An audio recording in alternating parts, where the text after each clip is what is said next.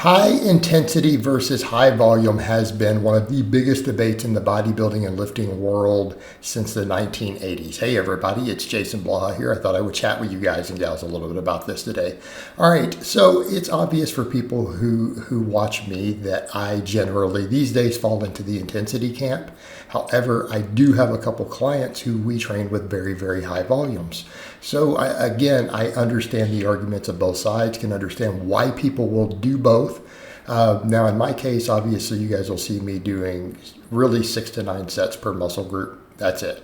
That's what I do. Now, some muscles get more than others. And of course, when I say that, I'm not counting, pull-ups and things towards biceps. So, I mean, that's literally, 6 sets for side delts, 6 sets for pecs, biceps, all those things.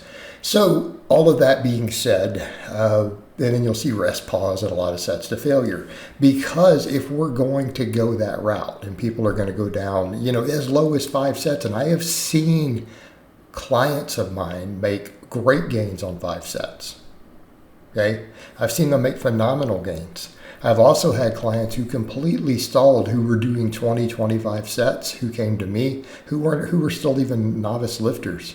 And I took them down to 10 sets per muscle group. And then they started magically making gains, started hitting PRs, their bench press started going up, their squats started going up, they started gaining muscle, they started losing fat. Okay? So I tend to be in the camp of if you can train hard, I think most people are going to do better on higher intensity. Now, there's some caveats there, and particularly it's important from the perspective of what? Good form and the ability to actually push yourself. We also have the idea that it just takes less time. The average person, if they're just trying to get jacked and fit, doesn't need to be spending 2 hours a day working out. They just don't. Okay? I have clients who train for 45 minutes 3 times a week, 40-something-year-old guys who bench 315 plus, deadlift 500 plus, big, strong dudes. Okay? They're literally in the gym less than 3 hours per week.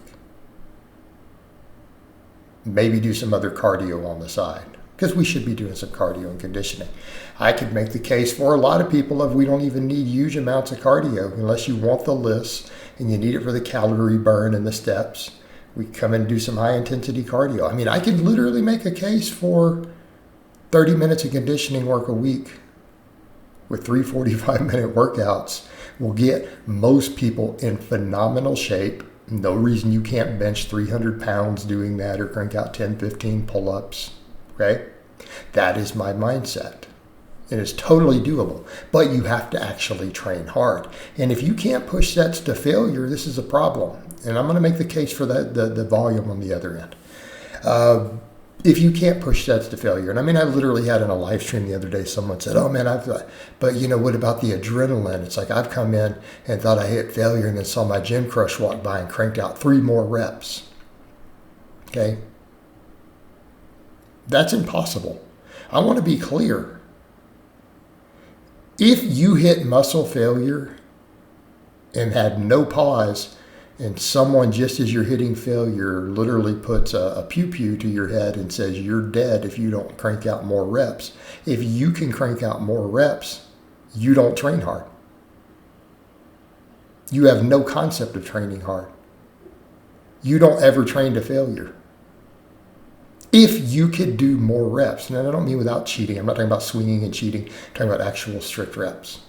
If you could physically do that, if you could do 3 more because of an external stimulus, once the weight slows and then you hit a rep you can't really get, then you don't train hard, right? And if that is you, the lower volumes could become a problem unless you learn how to do it.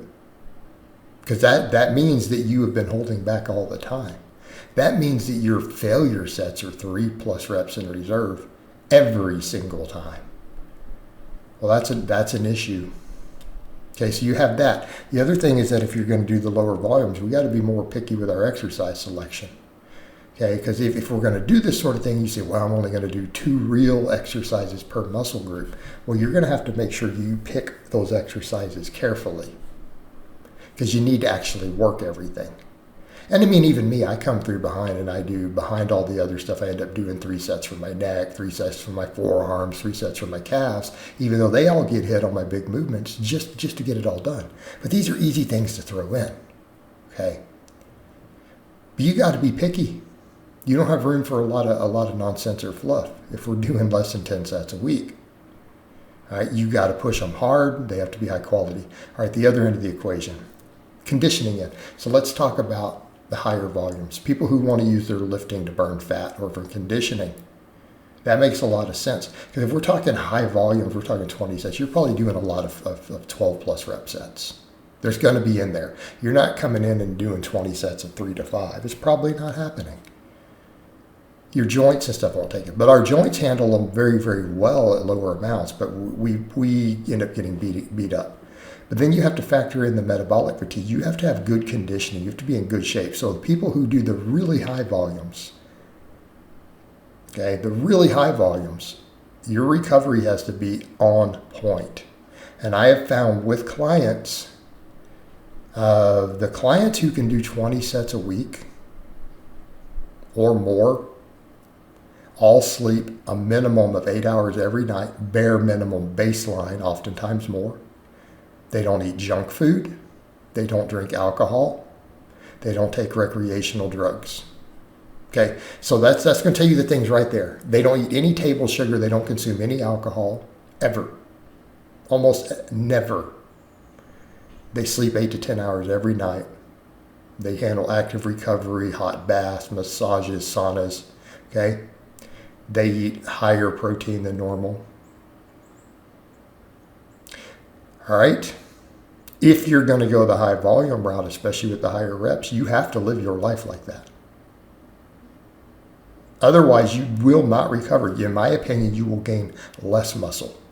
And I've seen it. People who don't have perfect lifestyles who try to do 20 sets of muscle group, especially with the higher reps, they don't recover.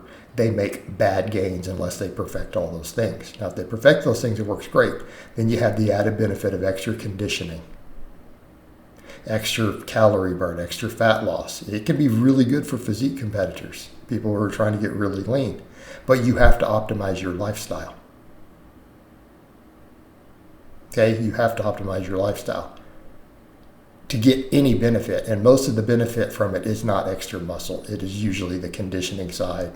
It's conditioning end, the cardiovascular end, the fat loss end. That's the real benefit, in my opinion. You don't get any more jacked. All right, guys, but that's really all I have to say on that today. I hope it's been informative, and I'll talk to you guys and gals next time.